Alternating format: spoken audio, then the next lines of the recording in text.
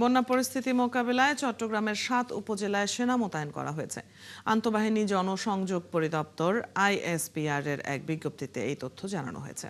এতে বলা হয়, চট্টগ্রাম জেলায় বন্যা পরিস্থিতি মোকাবেলায় বেসামরিক প্রশাসনকে সহায়তার জন্য ইন এইড টু সিভিল পাওয়ার এর আওতায় বাংলাদেশ সেনাবাহিনী মোতায়েন করা হয়েছে। চট্টগ্রাম জেলা প্রশাসকের অনুরোধে সেনা সদস্যরা বিভিন্ন উপজেলায় অনুসন্ধান, উদ্ধার ও ত্রাণ কার্যক্রম পরিচালনা করছে। ভারী বৃষ্টি ও পাহাড়ি ঢলে চট্টগ্রামের লোহাগাড়া, সাতকানিয়া, চান্দনাইশ ও বাঁশখালী এই ৪টি উপজেলা প্লাবিত হয়েছে। এর ফলে এসব এলাকার প্রায় ৪ লাখ মানুষ পানিবন্দী হয়ে পড়েছেন। এছাড়া ভারী মৌসুমি বৃষ্টিপাতের ফলে চট্টগ্রামের বোয়ালখালী, হাটহাজারী ও ফটিকছড়ি উপজেলাতেও বন্যা দেখা দিয়েছে।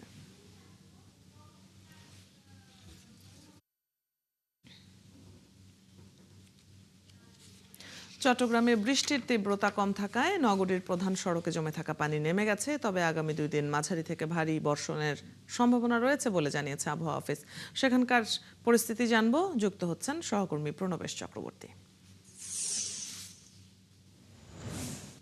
প্রণবেশ, নগরীর কোথাও জলাবদ্ধতা রয়েছে কিনা এবং বন্যা পরবর্তী কোনো পদক্ষেপ কি নেওয়া হয়েছে? জেলা প্রশাসন কি বলছে?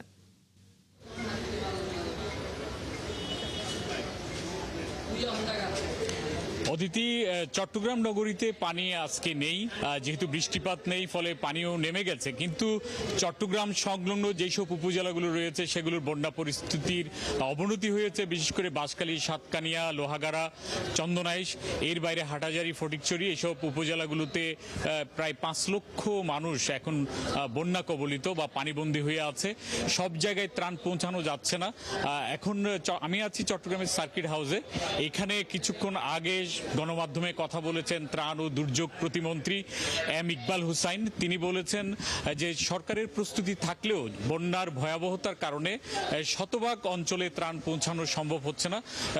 তিনি বলেছেন যে বন্যা দুর্গত এলাকায় প্রায় 500 মেট্রিক টন চাল বরাদ্দ করা হয়েছে। এর বাইরে প্রায় 650টি আশ্রয় কেন্দ্রে এরই মধ্যে প্রায় 25,000 বন্যা দুর্গত মানুষ আশ্রয় নিয়েছে বলে তিনি জানিয়েছেন।